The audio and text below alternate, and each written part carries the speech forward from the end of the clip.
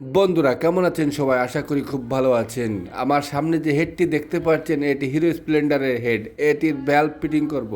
এটির valve fitting করার জন্য আমার লাগবে একটি টিউবের কিছু অংশ লম্বা করে কেটে নেব এবং আরেকটি 14 এল।